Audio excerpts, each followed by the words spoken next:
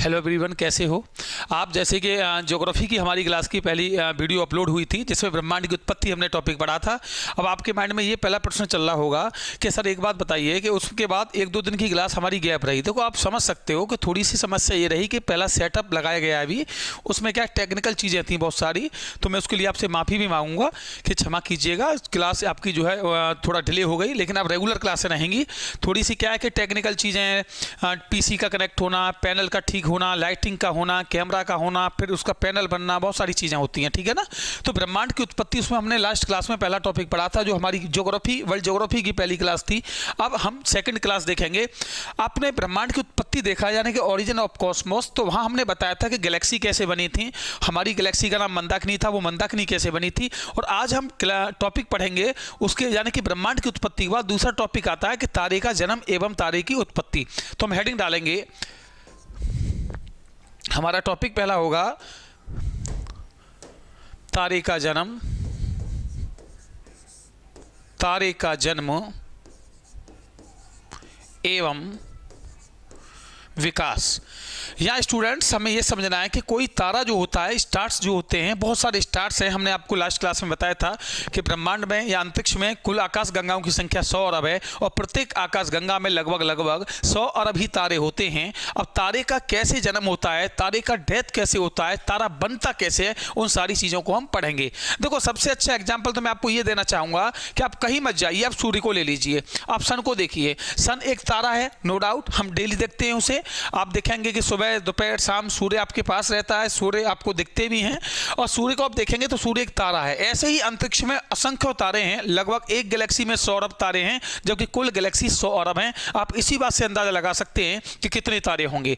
अगर मैं तारे का जन्म एवं तारे की विकास की बात करूंगा तो उससे पहले मैं आपको यह बता दूं कि तारे का जन्म होता क्या है या एक तारे में क्या क्या चीजें पाई जाती हैं। एक डायग्राम के थ्रू आप अच्छे से समझ पाएंगे। तो देखिए एक तारे की अगर मैं बात करूं उसके अंदर क्या क्या चीजें होती हैं। सूर्य के अंदर, ये सूर्य का एक स्ट्रक्चर है, रासायनिक संगठन है। सूर्य भी एक तारा है, अन्य भी बहुत सारे तारे होते हैं। तो जैसे सूर्य में है वैसे अन्य तारों में है। आप देखिएगा सूर्य में लगभग 70% भाग जो होता है वो हाइड्रोजन गैस का होता है। लगभग 70% तारे में हाइड्रोजन पाया जाता है। इसके अलावा लगभग 28% भाग जो होता है वो हीलियम का होता है। यानी आप यूँ कह सकते हैं कि एक तारे में हाइड्रोजन प्लस हीलियम, इन दोनों का परसेंट ऑफ वैल्यू देखा जाए तो 98% जो होता है वो हाइड्रोजन और हीलियम ही होता है। इसके अलावा लगभग ऑक्सीजन, कार्बन, इन दोनों की बात करेंगे हम तो दोनों ही मिला दिए जाएं तो कार्बन ऑक्सीजन तो लगभग 1.5 या 1.5% में ये हो जाते हैं और 0.5% में अन्य प्रकार के तत्व होते हैं। तो लेकिन हमें यह समझना क्या है कि तारे के अंदर जो मेजर पार्ट होते हैं वो हाइड्रोजन और हीलियम के ही होते हैं। अब इसके अलावा हम आगे बढ़ेंगे। देखिएगा एक तारा बनता कैसे है। सबसे पहली बात, तारा कैसे बनेगा। जैसे आपको मैंने बताया था कि जब बिग बैंग विस्फोट हुआ था, मैंने आपको लास्ट क्लास में बताया था कि बिग बैंग जब विस्फोट हुआ था या बिग बैंग थ्योरी हमने समझा था कि ब्रह्मांड में जब विस्फोट हुआ था स्टूडेंट्स, तो आप बताइए जब ब्रह्मांड में विस्फोट होगा तो विस्फोट के बाद चीजें निकलेंगी कि नहीं निकलेंगी। अरे यार कैसी बातें कर रहे हैं आप। जब विस्फोट होगा तो उससे गैसें भी निकलेंगी, नो डाउट। अब इस विस्फोट के पश्चात क्या निकली स्टूडेंट्स, गैसें निकली। अब भाई गैसें जब निकलेंगी तो आप बताइएगा उसमें हाइड्रोजन भी गैस होगी, हीलियम भी गैस होगी, ऑक्सीजन भी गैस होगी, या इसके अलावा नाइट्रोजन भी गैस होगी। न जाने कौन कौन सी गैसें होंगी, ये तो जांच का विषय है। लेकिन नो डाउट ब्रह्मांड बहुत बड़ा था तो गैसें तो निकलेंगी, बहुत सारी गैसें निकलेंगी। अब जब इससे गैसें निकली तो ऐसा माना जाता है कि ऐसा हुआ होगा जैसे इससे गैसें निकली तो कहीं भी आकाश गंगा में, मान लो पूरी गैलेक्सी है, उस आकाश गंगा में कोई ऐसी जगह होगी जिसका अपना ग्रेविटी फोर्स अधिक होगा, अपना गुरुत्वाकर्षण बल अधिक होगा। तो वहां क्या हुआ कि हाइड्रोजन और हीलियम, यानी कि हाइड्रोजन और हीलियम जो गैसें हैं ये इकट्ठी होती चली गई। ऐसा माना जाता है कि जब ब्रह्मांड में विस्फोट हुआ तो विस्फोट के बाद जो गैसें निकली उन गैसों में हाइड्रोजन और हीलियम, ये दोनों गैसें किसी आकाश गंगा में किसी जगह पर एक साथ गुरुत्वाकर्षण के कारण इकट्ठी होती गई, यानी कि इन्होंने बादल बनाती गई। ये यानी कि हाइड्रोजन गैस के बादल और हीलियम गैस के बादल ये बनते गए। किसके कारण भाई ये बादल किसके कारण बने, तो ये गुरुत्वाकर्षण बल के कारण इसके बादल बने। जब ये बादल बनते गए तो बादल बनने के बाद कंडीशन क्या हुई कि एक पिंड बन गया जो कि हाइड्रोजन और हीलियम का मिश्रित पिंड था। अब इसके बाद क्या होगा देखिएगा, इसके बाद क्या कहानी बताई जाती है कि इसके बाद बताया जाता है कि सबसे पहले एक तारे का जब जन्म होता है तो उसकी पहली अवस्था जो होती है उसे बोलते हैं निहारिका अवस्था। क्या बोलते हैं? निहारिका अवस्था। इसको अगर इंग्लिश में आप बात करेंगे तो इसको इंग्लिश में कहते हैं नेबुला। क्या कहते हैं भाई? नेबुला इसको इंग्लिश में कहते हैं और हिंदी में इसे कहते हैं निहारिका या निहारिका या इंग्लिश में नेबुला। निहारिका या नेबुला क्या होता है उसे ध्यान से सुनिएगा। निहारिका या नेबुला का मतलब सीधा सीधा ये होता है कि जब किसी तारे का जन्म होता है तो उसके तारे के जन्म के समय उसके केंद्र में हाइड्रोजन और हीलियम यानी हाइड्रोजन और हीलियम गैस, हाइड्रोजन और हीलियम गैसें जब गुरुत्वाकर्षण बल के कारण, कौन से बल के कारण भाई? गुरुत्वाकर्षण बल के कारण इकट्ठी होती हैं या कह सकते हैं समूह बनाती हैं।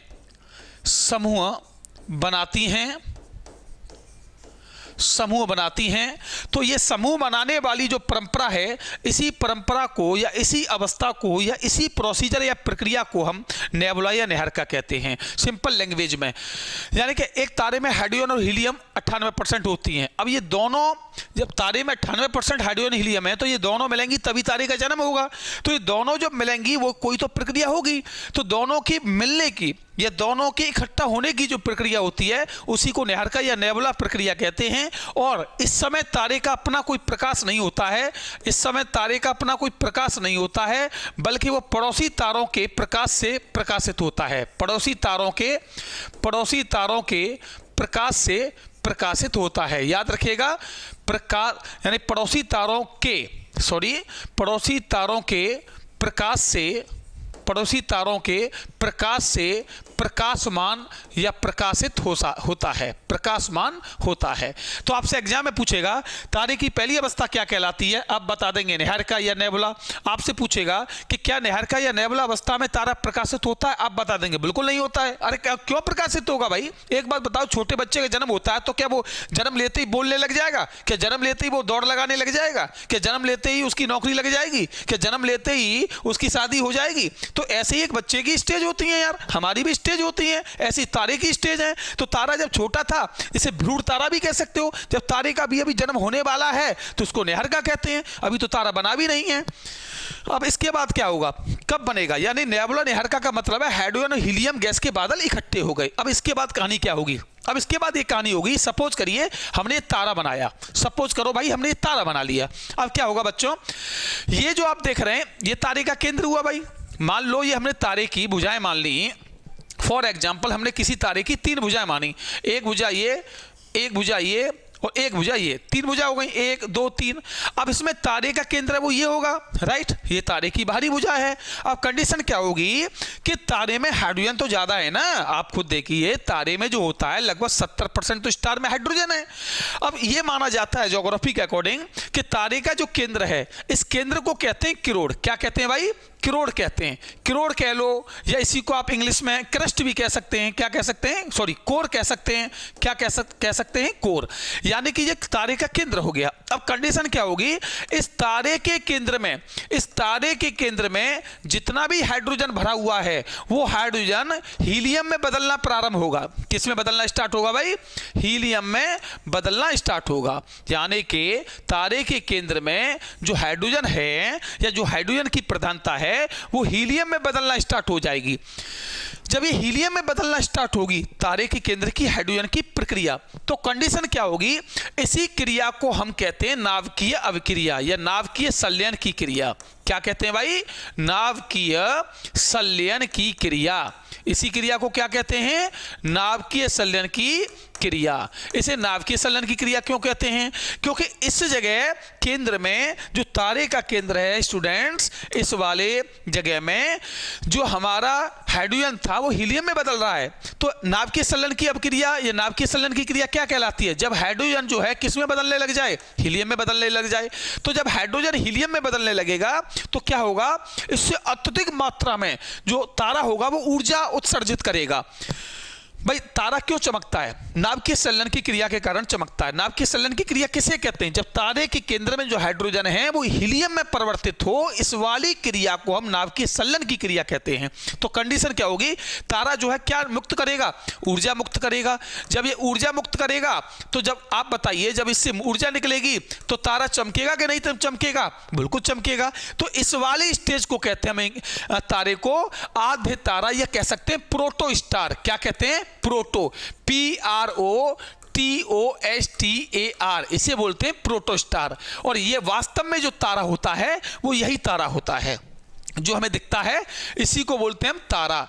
तारा इसी को कहा जाता है। तो देखिए कभी भी एग्जाम में आ जाए कि बताइए तारा क्यों प्रकाशित होता है? तारे का प्रकाशित होने का कारण है कि उसके केंद्र में जो हाइड्रोजन भरा हुआ है जब वो हीलियम में बदलता रहे, हीलियम में कन्वर्ट होता रहे, तो इस वाली क्रिया को हम नाभिकीय संलयन की क्रिया कहते हैं। और इसी नाभिकीय संलयन की क्रिया के कारण तारा क्या होता? प्रकाशित होता है। जबकि इससे पहली वाले पॉइंट हमने जो पढ़ा था उसे हमने निहारिका या नेबुला कहा था। और निहारिका नेबुला का मतलब होता है जब तारे का जन्म हो रहा हो और उस जन्म के समय उसके यानी गुरुत्वाकर्षण शक्ति के कारण आकाशगंगा में किसी भी विशेष जगह जब हाइड्रोजन और हीलियम गैस के बादल जो इकट्ठे होते हैं, उस एकत्रित होने वाले बादलों को ही हम क्या कहते हैं? निहारिका या नेबुला कहते हैं। लेकिन उस समय तारे का अपना कोई प्रकाश नहीं होता है, वो किसी पड़ोसी तारे के प्रकाश से प्रकाशित होता है। जैसे एक बच्चे का जन्म होता है, न वो बोलता है न वो चलता है, उसके माता पिता ही उसको ले जाते हैं, उसको चलवाना सिखाते हैं। ऐसे जब जवान हो जाते हो तुम लोग तो अपने आप बोलते हो, अपने आप दौड़ लगाते हो, अपने आप अपने काम करते हो।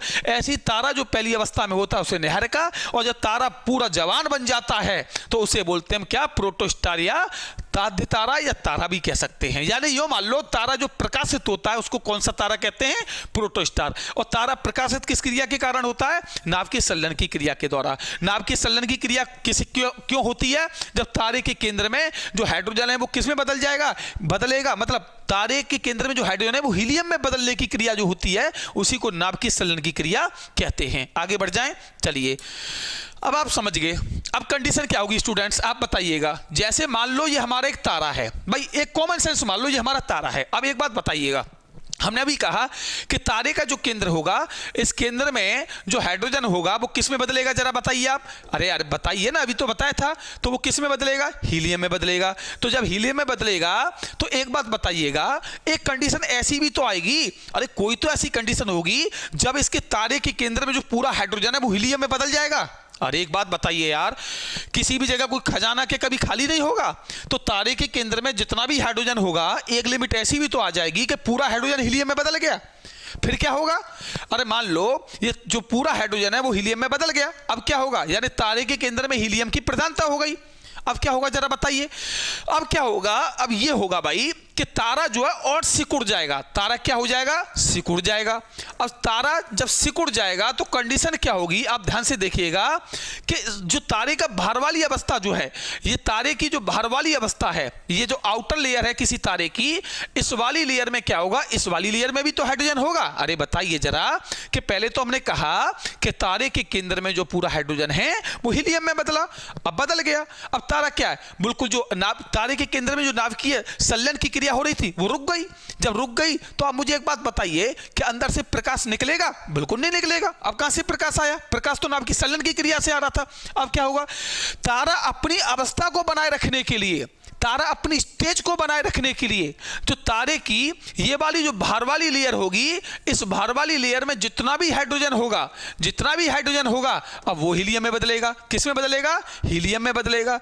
यानी कि जब ये भार वाला हाइड्रोजन हीलियम में बदलेगा तो कंडीशन क्या होगी कि थोड़ा थोड़ा तारे का प्रकाश जो है प्रकाशित होगा, क्योंकि हालांकि केंद्र में ज्यादा हाइड्रोजन था, इसलिए केंद्र वाली नाभिकीय संलयन की क्रिया में तारा ज्यादा प्रकाश दे रहा था, लेकिन भार में चूंकि हाइड्रोजन कम था तो कम प्रकाशित होगा। तो ऐसी कंडीशन में स्टूडेंट्स तारे का रंग, चूंकि भार वाली जो आउटर लेयर है उसमें हाइड्रोजन कम है तो कम हीलियम बनेगा। जब कम हीलियम बनेगा तो कम नाभिकीय संलयन होगा। तो ऐसी कंडीशन में तारे का जो प्रकाश है वो लाल सा दिखाई देता है। कैसा दिखाई देगा? लाल जैसा। और इसी को हम ज्योग्राफी में कहते हैं लाल दानव तारा। क्या कहेंगे? है? लाल दानव तारा। ये एग्जाम में कई बार आता है कि बताइए लाल दानव तारा किसे कहते हैं? अरे सिंपल तरीका है भाई, लाल दानव तारे का मतलब है कि तारे की जो बाहर वाली भुजाएं हैं उस भुजा में जब हाइड्रोजन हीलियम में बदलने लगता है तो क्या होगा? क्या होगा भाई? तो वो कैसा प्रकाश देगा? लाल प्रकाश देने लग जाएगा। कैसा? लाल टाइप का। अब आगे कंडीशन क्या होगी? अब इसके बाद तारे का जो लाल प्रकाश हो जाएगा तो इसको क्या कहेंगे? लाल दानव तारा कहेंगे। अब कंडीशन देखिएगा, और ये हो गया लाल दानव तारा।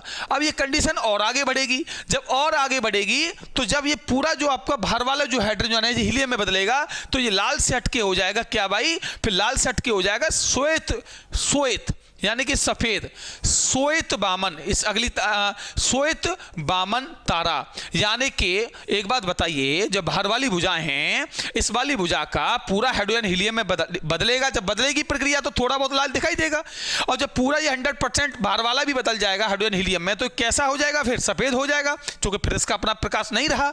और फिर सफेद होने के बाद अब इसमें दूसरी कंडीशन होगी भाई। क्या कंडीशन होगी? देखिएगा क्या, अब देखिए अंदर से भी तारे का प्रकाश खत्म हो गया, बाहर से भी तारे का प्रकाश नाम मात्र का रहा। अब क्या? तारा सिकुड़ जाएगा। अब तारा सिकुड़ेगा तो सिकुड़ने के बाद स्टूडेंट्स इसमें कंडीशन क्या होगी? एक कंडीशन इसमें अब आएगी सूर्य का द्रव्यमान। किसका भाई? सूर्य का द्रव्यमान।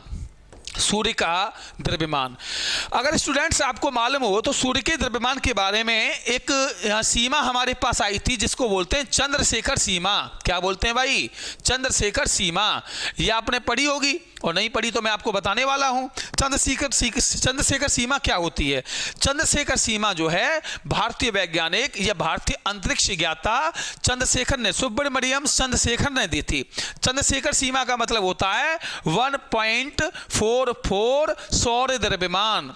1.44 सौर द्रव्यमान। इसका मतलब यह है कि अगर किसी तारे का द्रव्यमान सूर्य के द्रव्यमान से 1.44 गुना अधिक है तो वो तारा बड़ा कहलाएगा। आप यूं समझो ये चंद्रशेखर सीमा है, अभी कुछ मत समझो, ये चंद्रशेखर सीमा है। अब ध्यान से देखिएगा, कोई तारा पहले लाल दानव बना, लाल दानव के बाद वो श्वेत बामन बना।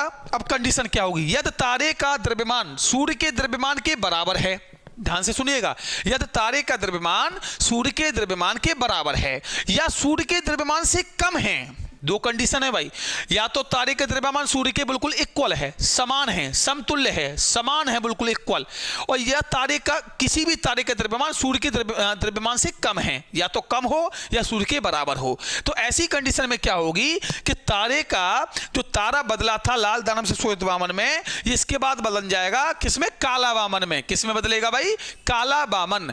काला वामन का मतलब होता है कि अब तारे का अपना कोई प्रकाश नहीं रहेगा, क्योंकि वो खत्म हो गया। अब वो क्या हो गया? खत्म हो गया। यानी देखो पहले तारा ठीक ठाक था, फिर उसके केंद्र में क्या हुआ? पूरा हाइड्रोजन हीलियम में बदला। अब नाव की संलयन की क्रिया रुक गई, रुकने के बाद फिर भार चालू होगी, फिर भार भी बदलेगी। जब बदलने वाली समय जो होगा उसमें तारा कैसा प्रकाश होगा? लाल जैसा, यानी कम प्रकाश का। फिर भार पूरी प्रक्रिया रुक गई, कंप्लीट हो गई, तो वो हो जाएगा श्वेत वामन। और फिर 100% जब रुक जाएगी तो वो किस में बदल जाएगा? काले वामन में। यानी फिर तारे का कोई प्रकाश नहीं होता। इसी को बोलते हैं तारे की क्या? डेथ। क्या बोलेंगे? तारे की मृत्यु। काले वामन को क्या कहते हैं? तारे की मृत्यु। लेकिन स्टूडेंट्स इसमें एक चीज आपको याद रखनी है, यह कंडीशन तभी अप्लाई होगी जब किसी तारे का द्रव्यमान सूर्य के द्रव्यमान से या तो कम हो या सूर्य के द्रव्यमान के बराबर हो। अब मान लो दूसरी कंडीशन है भाई, अब मान लो दूसरी कंडीशन हो जाए, जैसे मान लो एक कंडीशन और हो जाए कि किसी तारे का सपोज करिए भाई, मान लो किसी तारे का द्रव्यमान सूर्य द्रव्यमान या सौर द्रव्यमान, सौर का मतलब ही सूर्य होता है, सौर द्रव्यमान से अधिक है, सौर द्रव्यमान से अधिक है। अब कितना अधिक होना चाहिए ये भी सुन लीजिए भाई, ये लिमिट है एक, इसके लिए 1.44 सौर द्रव्यमान अधिक होना चाहिए, सौर द्रव्यमान अधिक होना चाहिए। यानी कि ये जो लिमिट है ना, कम से कम 1.5 गुने से अधिक होना चाहिए किसी भी तारे का द्रव्यमान सूर्य से। इसे बोलते हैं चंद्रशेखर लिमिट, या इसे बोलते हैं चंद्रशेखर सीमा। क्योंकि ये बात बताने वाले कौन थे? चंद्रशेखर जी थे। चंद्रशेखर सीमा कहते हैं, इसे याद रखिए। यदि किसी तारे का द्रव्यमान इतने से अधिक है, यानी सूर्य के द्रव्यमान से इतना अधिक है, तो फिर क्या होगा, फिर कंडीशन ये होगी कि याद देखिएगा, फिर कंडीशन दूसरी होगी। फिर कंडीशन क्या होगी मैं बताता हूं, फिर कंडीशन क्या होगी, कैसे होगी, जरा देखिएगा, आपको डायग्राम बना के दिखाता हूं एक अच्छा सा। जैसे फिर कंडीशन ये होगी, सपोज करिए स्टूडेंट्स ये तारा, ठीक है, तारे की पहली भुजा, अरे मान ली हमने ये तारे की पहली भुजा है। अब एक और हम भुजा मानेंगे, एक तारे की भाई ये भुजा है। अब एक भुजा हम और मानेंगे भाई, एक भुजा हम कौन सी मानते हैं, कोई सी मान लेते हैं। सपोज करिए एक भुजा हमने ये कलर, थोड़ा सा एक सेकेंड आपको ऐसा कलर दे देते हैं जो उसके अच्छे से शो भी हो, ठीक है, ब्लैक ले लेते हैं। चलिए एक भुजा मान लो हमारी ये है। अब तारे की तीन भुजा हो गई भाई। तारे की जो लेयर होती है बेसिकली तीन ही मानी जाती हैं, किसी में 5 भी होती हैं, जैसे सूर्य की लेयर देखेंगे आप 5-6 हैं तारे की, और किसी की 7 भी हो सकती हैं, किसी की 2 भी हो सकते हैं। वो तारे के आकार पर डिपेंड करता है, कोई तारा बड़ा भी है कोई छोटा भी है। सूर्य पृथ्वी से 13 लाख गुना बड़ा है, और भी बहुत सारे तारे हैं बहुत बहुत बड़े हैं, इतने बड़े बड़े हैं कि सूर्य से भी 20 गुने 100 गुने हजारों गुने। अरे हम लोगों ने नहीं पढ़ा, एक तारा वो था, क्या नाम है उसका, डॉग स्टार या साइरस, वो सूर्य से 20 गुना बड़ा है। अब बताइए आप, अब क्या कहेंगे आप, तो तारे तो लाखों गुना बड़े हैं और किसी से भी। तो देखिए ये तारे का केंद्र हुआ, आप देखिएगा। अब हमने पहले बताया था इस तारे के केंद्र में क्या कौन सी क्रिया हो रही है भाई, नाभ के संलयन की क्रिया हो रही है। अब देखते चलेंगे बस, नाभ की या संलयन की अभिक्रिया हो रही है। अब नाभ की संलयन की अभिक्रिया का मतलब क्या होता है, नाभ के संलयन की अभिक्रिया का मतलब है कि तारे का जो हाइड्रोजन है वो किस में परिवर्तित हो, हीलियम में। तो इसी के कारण तो क्या निकलता है, इसी के कारण तो ऊष्मा निकलती है, इसी के कारण तो तारा प्रकाशित होता है।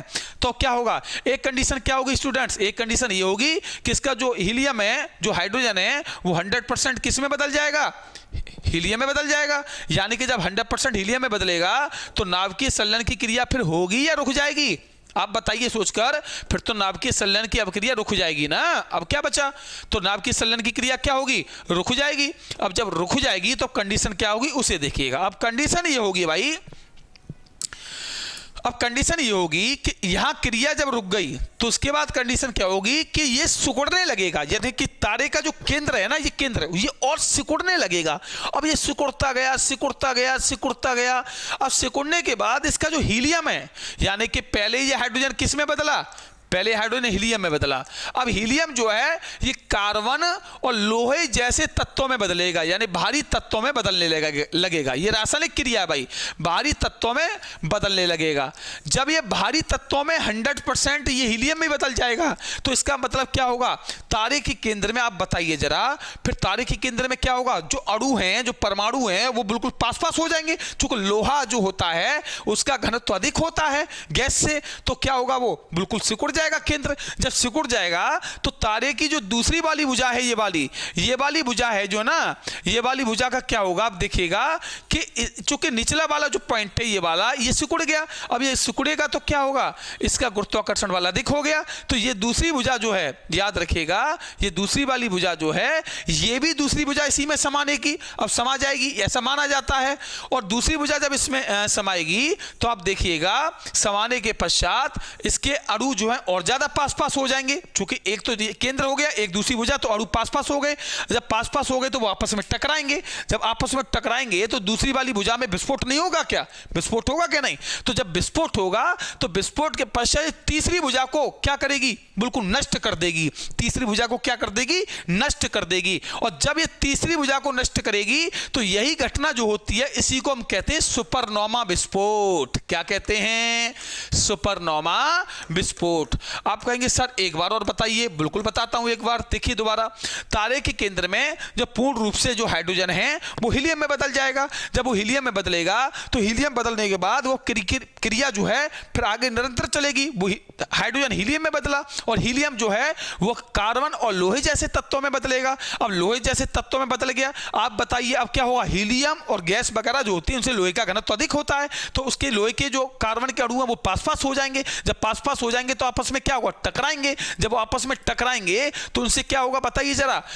जब वो टकराएंगे तो उनका गुरुत्वाकर्षण जो बल है वो सिकुड़ने के कारण अधिक होगा। तो तारे की जो दूसरी वाली भुजा है, ये दूसरी वाली भुजा भी ये इधर इनकी ओर आकर्षित होगी। आकर्षित होने के बाद जब ये यहां पहुंच जाएगी तो एक तो इस केंद्र के अणु, एक इस सेकंड वाली भुजा के अणु आपस में टकराएंगे। जब आपस में टकराएंगे तो ऊर्जा निकलेगी। अरे भाई आप बताइए, आप सबको छोड़ो, आप दो हाथों को ऐसे घिसोगे तो घिसने के बाद क्या बताओ, एनर्जी नहीं निकलती। अब अभी प्रैक्टिकल करके देखो, तो ये दो अणु आपस में टकराएंगे गुरुत्वाकर्षण के कारण, तो इससे एनर्जी नहीं निकलेगी क्या, निकलेगी। तो जब इससे एनर्जी निकलेगी तो ये एनर्जी बाहर भागेगी, तो इससे तीसरी वाली ऊर्जा को क्या करेगी, नष्ट कर देगी, जला देगी। तो इसी वाली घटना को क्या कहते हैं, सुपरनोवा विस्फोट कहते हैं। इसे क्या कहते हैं, सुपरनोवा विस्फोट। स्टूडेंट्स, पूरे अंतरिक्ष में इससे बड़ा कोई विस्फोट नहीं होता, याद रखिएगा। पेपर में कई बार आया है कि अंतरिक्ष में सबसे बड़ा विस्फोट कौन सा विस्फोट माना जाता है, आप बता देना। सुपरनोवा विस्फोट माना जाता है। क्या माना जाता है, सुपरनोवा विस्फोट। और एक और चीज बता दूं, अंतरिक्ष में यह एकमात्र ऐसा विस्फोट है जिसके विस्फोट के बाद इतना तीव्र तेज प्रकाश निकलता है, आप यकीन नहीं मानेंगे कि इससे ज्यादा प्रकाश किसी भी घटना से नहीं निकलता। आपसे पेपर में पूछे कि बताइए किस घटना के होने के बाद अंतरिक्ष में सबसे ज्यादा प्रकाश निकलता है, आप क्या बताएंगे, सुपरनोवा विस्फोट के बाद सबसे ज्यादा प्रकाश निकलता है। अब अगला क्वेश्चन समझिए। अब समझिए, देखो उधर वाले में हमने जो काला वामन समझा था वो तो तारा पूरी तरीके से खत्म हो गया, लेकिन यहां अभी क्या हुआ, सुपरनोवा हुआ।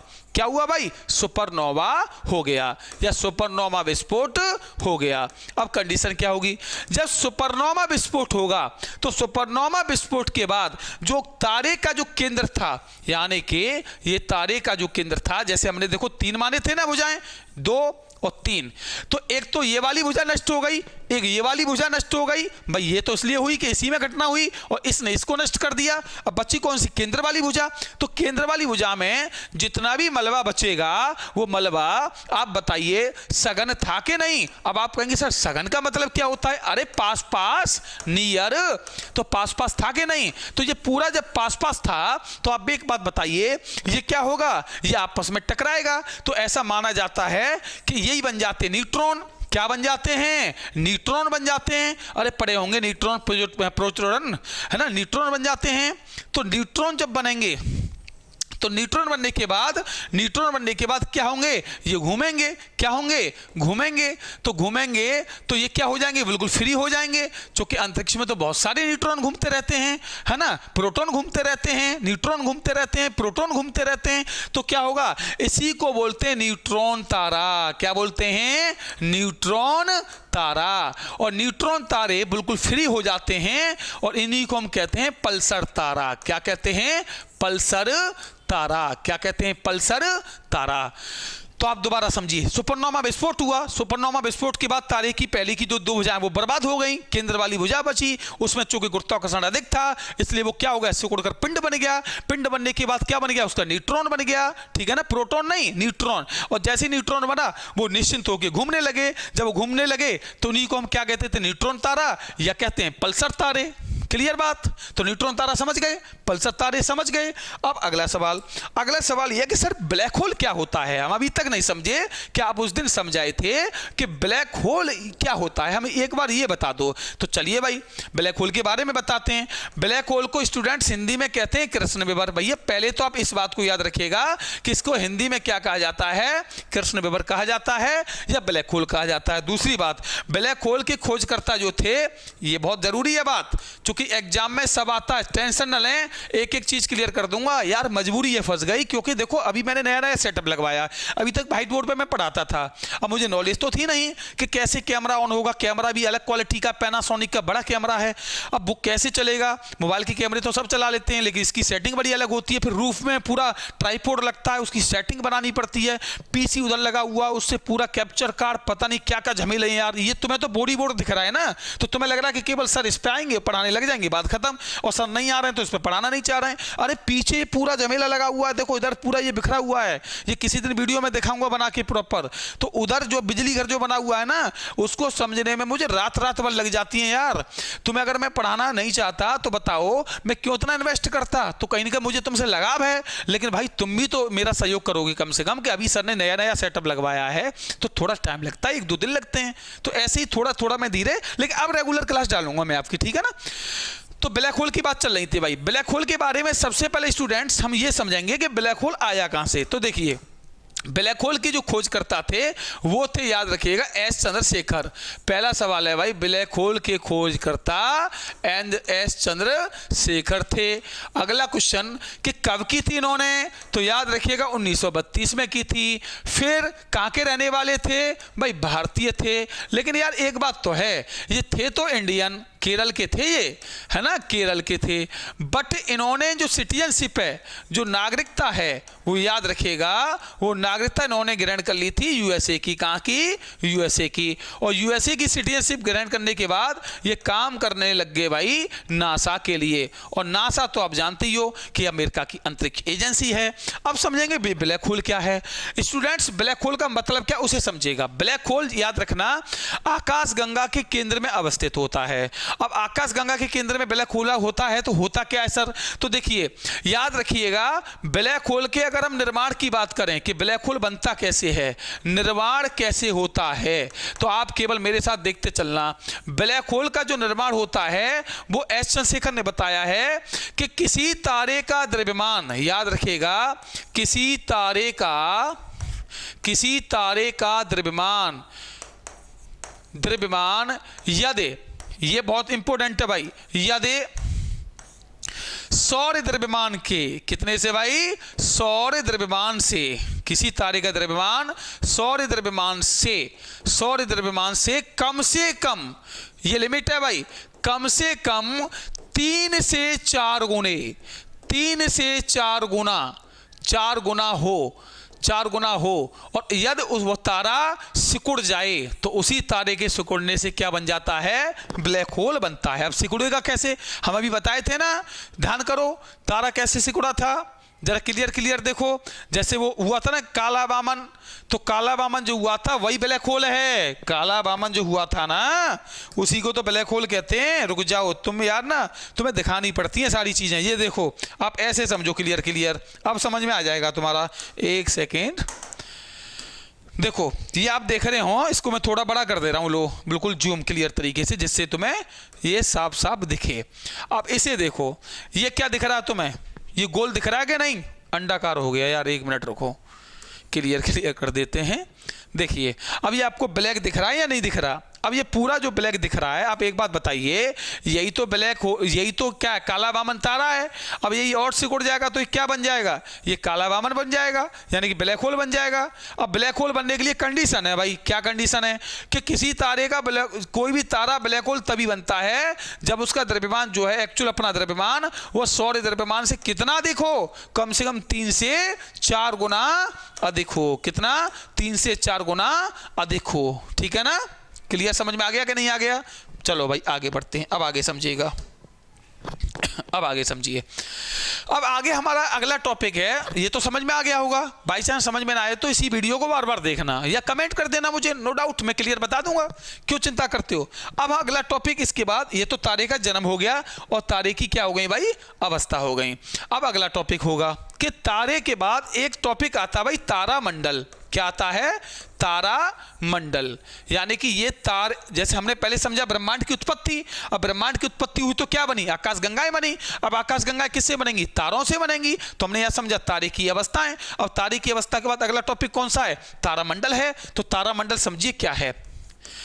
तो तारामंडल की परिभाषा दी है भाई इंटरनेशनल एस्ट्रोनॉमिकल यूनियन यानी कि IAU ने। क्या परिभाषा दी है कि तारामंडल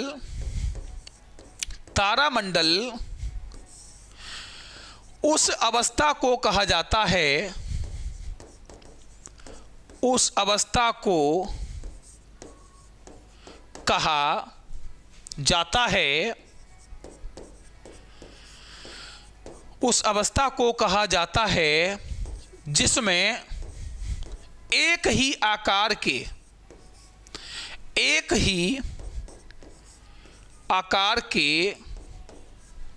व एक क्रम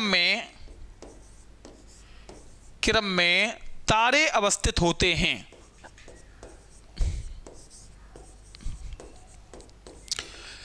तारे अवस्थित होते हैं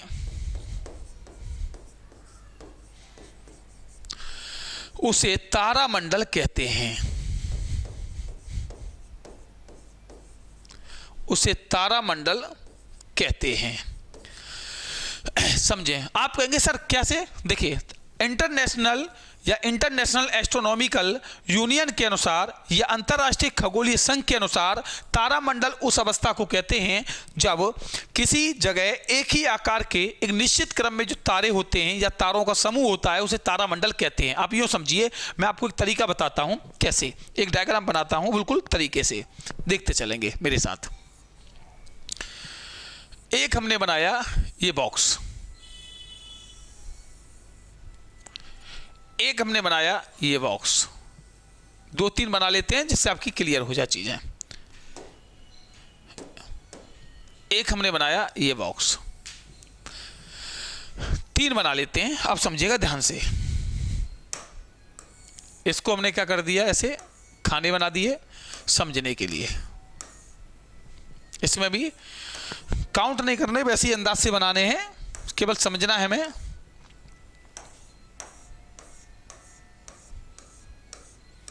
समझे? अब जैसे फॉर एग्जाम्पल आप समझ के चलना चीज़ों को, एक एक करके मैं समझाता हूं। अभी इस पे हमने मार्कर ले लिया, देखते हैं ये चल जाए तो ये अब सपोज करना ये ऐसे बनाया,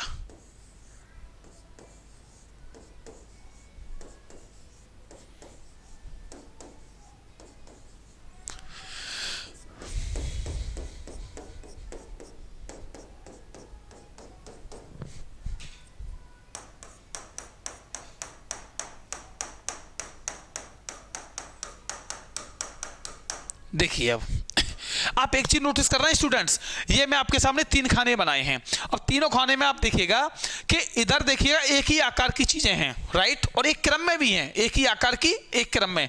इस वाले में देखेंगे कि एक ही आकार की चीजें हैं और एक क्रम में हैं, और इस वाले में भी देखेंगे एक ही आकार की है, एक क्रम में है। यही तो तारामंडल है। कैसे? इंटरनेशनल एस्ट्रोनॉमिकल यूनियन, अंतर्राष्ट्रीय खगोलीय संघ ने बताया था कि पूरे अंतरिक्ष में लगभग 88 से 89 तारामंडल हैं, और 88 से 89 जो तारामंडल होते हैं उसका मतलब है कि जैसे ये हमने एक तारामंडल मान लिया, ये हमने दूसरा तारामंडल मान लिया, ये हमने तीसरा तारामंडल मान लिया, तो ये अगर एक तारामंडल मानते हैं तो देखिए एक तारामंडल का मतलब क्या है कि एक तारामंडल उसे कहते हैं जिसमें एक ही आकार के एक सीधे क्रम में जो तारे होते हैं उन तारों के समूह को हम क्या कहेंगे? एक तारामंडल कहेंगे। यानी एक ही आकार के जो तारे एक क्रम में अवस्थित होते हैं उन तारों के समूह को हम क्या कहेंगे? एक तारामंडल कहेंगे। एक ही आकार के एक क्रम में जो तारे अवस्थित होते हैं उसे क्या कहेंगे? एक तारामंडल कहेंगे। तो ये ऐसे करेंगे तो हम कितने तारामंडल हो गए? 3 तारामंडल हो गए भाई। कितने तारामंडल हो गए? 3 तारामंडल हो गए। अब आप एक बात बताइएगा मुझे, इसका मतलब ये हो गया, हाँ, हर एक तारामंडल में अलग प्रकार के तारे होंगे। मतलब अगर इसमें इस टाइप का हो गया तो इसमें अलग टाइप का होगा, इसमें अलग टाइप का होगा, चौथे में अलग टाइप का होगा, 5वें में अलग टाइप का होगा, 6वें में अलग टाइप का होगा। तो कुल कितने हैं? 88 माने जाते हैं। कितने? 88। लेकिन किसी किसी किताब में 89 में लिखा हुआ है, लेकिन आयोग जो मानता है, पीसीएस वगैरह, आईएएस वगैरह, वो कितने तक मानता है? 88 तक मानता है, याद रखिएगा।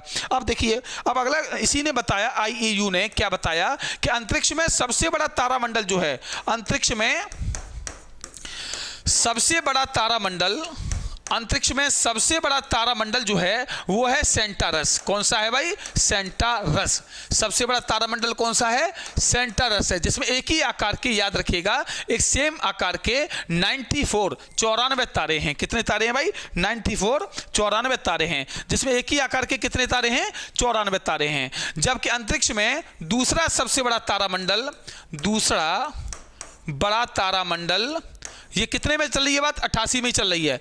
दूसरा सबसे बड़ा तारामंडल हाइड्रा है। कौन सा है भाई? हाइड्रा है, जिसमें कुल तारे कितने, यानी हाइड्रा तारामंडल है। दूसरे नंबर पर कौन सा तारामंडल आएगा? हाइड्रा, जिसमें कुल तारों की संख्या अगर बात करें तो 68 68 हैं। कितने हैं भाई? 68 हैं। तो ये दोनों पॉइंट आपको याद रखने हैं। सबसे बड़ा तारामंडल पहला कौन सा, दूसरा सबसे बड़ा तारामंडल कौन सा है, तो याद रखिएगा। बिल्कुल क्लियर हो गया। तो ये हमारा टॉपिक कौन सा फिनिश हुआ? तारामंडल फिनिश हुआ। ठीक है ना। तो आज की क्लास में हमने आपको बताया कि तारों का जीवन काल, तारों की अवस्थाएं, तारों का विकास, राइट, क्लियर है ना बात। अब इसके अलावा हम दूसरी बात करें तो हमने ये भी बताया कि तारामंडल किसे कहते हैं, बिल्कुल क्लियर। अब आगे सुनिएगा। हाँ, मैं आपसे स्टैटिक जीके की बात कर रहा था, एक सेकंड रुकिएगा। जैसे कि बहुत सारे स्टूडेंट्स हैं हमारे, वो कह रहे थे कि सर जैसे पुलिस है, लेखपाल है, जीडी है, दरोगा है, या यूपी SSSC पैट है, या बैंक है, या टीचिंग लाइन के एग्जाम है, उनमें स्टैटिक जीके बहुत आता है। बिल्कुल भाई, आप लोग सही कह रहे हैं, स्टैटिक जीके बहुत आता है। लेकिन आप इस बात को भी समझिए, मेरा काम लगातार स्टैटिक जीके पे चल रहा है। आप यकीन मानिए, मैं आपको दिखाता हूँ स्टैटिक जीके आजकल छोटे पेपरों में तो आती है, आपको ये दिखाता हूं कि कैसे मेरा स्टैटिक जीके पर काम चल रहा है। आप देखिए, ये देखिए आपके सामने मैं चित्र दिखाता हूं पूरे अच्छे तरीके से। देखिए ये स्टैटिक जीके के टॉपिक हैं, जरा आप दिख रहे होंगे आपको, थोड़ा सा क्लियर देखिए। मैं अपने नोट्स भी तैयार कर रहा हूं, चीजें बहुत अच्छे से करूंगा। जैसे कि हम स्टैटिक जीके कोशिश करेंगे या तो आज से या कल से क्लास लेना स्टार्ट करते हैं, वो मैं आपको बता दूंगा, मैसेज छोड़ दूंगा, या मैं जब लाइव आऊंगा, जब मैं यूट्यूब पर आऊंगा तो वीडियो बनाऊंगा तो आपको पता चल ही जाएगा। आज से या कल से स्टार्ट कर लेंगे।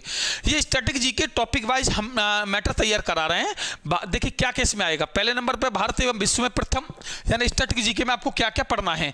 भारत एवं विश्व में प्रथम, भारत में प्रथम पुरुष एवं महिलाएं, भारत में प्रथम, छोटे क्वेश्चन, विश्व में प्रथम पुरुष एवं महिलाएं, विश्व में प्रथम, विश्व में सबसे बड़ा, सबसे ऊंचा और सबसे लंबा, भारत के शहरों व राज्य के भौगोलिक उपनाम, जनगणना यानी सेंसस, अवर सेंसस 11 वाली, भारत के पड़ोसी देश, भारत के राष्ट्रीय प्रतीक, राज्य एवं उनकी राजधानी एवं सूची, केंद्र शासित प्रदेश एवं उनकी राजधानियां, भारत के प्रमुख बांध, भारत के 13 प्रमुख बंदरगाह, भारत के प्रमुख लोक नृत्य, नदियों के किनारे बसे प्रमुख शहर, भारत के सभी 105 राष्ट्रीय उद्यान, नेशनल पार्क जिसे कहते हैं, भारत के सभी 53 टाइगर रिजर्व एक एक करके हम पढ़ेंगे।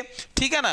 तो ये कितना हो गया? 14। अब हम पहुंचेंगे कहां भाई? 15 वाले पोर्शन पे। कहां पहुंचेंगे? 15 पर। तो एक सेकंड रुकिएगा, अभी निकालते हैं 15 वाला भी। ये रहा 15 वाला, ये आ गया। इसके बाद हमें क्या पढ़ना है, थोड़ा मैं जूम कर देता हूं, आप लोगों को दिखेगा तब भी, है ना। देखिए हमने यहां तक देखा।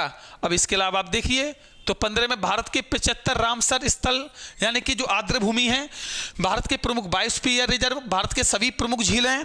इसके अलावा देखिए भारत के 40 यूनेस्को विश्व विरासत स्थल जो वर्ल्ड हेरिटेज प्लेस में है, भारत के प्रमुख स्थित दर्रे, पास जिसे इंग्लिश में कहते हैं राष्ट्रीय एवं अंतर्राष्ट्रीय दिवस, अंतर्राष्ट्रीय संगठन मुख्यालय स्थापना वर्ष, प्रमुख राष्ट्रीय पुरस्कार, प्रमुख अंतर्राष्ट्रीय पुरस्कार, भारत के प्रमुख उद्योग एवं भारत कंपनियां, भारत के प्रमुख शोध संस्थान, प्रमुख बांध यंत्र और वादक, परिवहन, सड़क, रेल, जल तथा वायु परिवहन। बाकी के कुछ स्टैटिक में कुछ स्टूडेंट्स ये भी आ जाएंगे, आप देखिएगा ये भी आपके आ जाएंगे।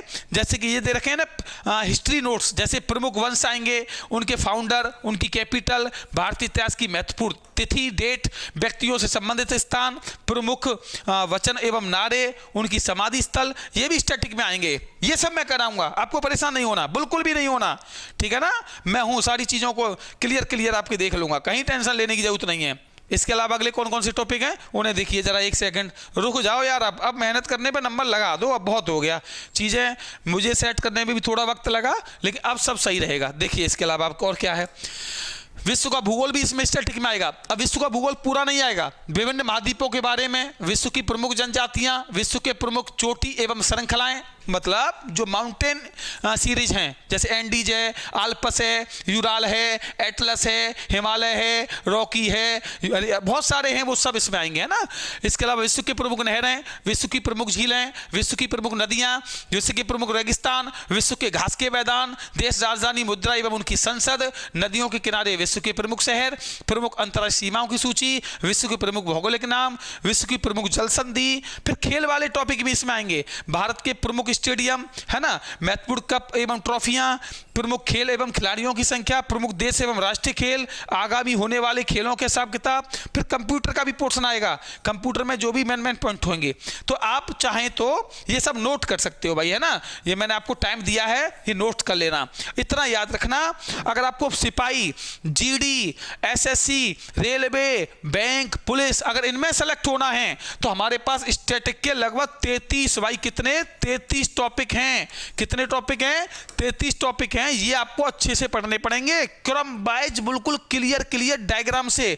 जब जाके तुम्हारा सिलेबस कंप्लीट होगा, तुम एसएससी, जीडी में, यूपी पुलिस में देखोगे तो ये सब क्वेश्चन बहुत कम आते हैं जो हिस्ट्री और ज्योग्राफी और बड़े बड़े लेवल के होते हैं। उनकी वैल्यू यूपीएससी वगैरह में ही होती है, सिपाही वगैरह में नहीं होती है। एक बात बताओ, सिपाही में अगर भी वही आएगा, आईपीएस में भी वही आएगा, तो अंतर क्या हुआ? इसलिए हम लोगों को इस पर ध्यान देना है। मैं फिर आपको एक बार दिखा दे रहा हूं।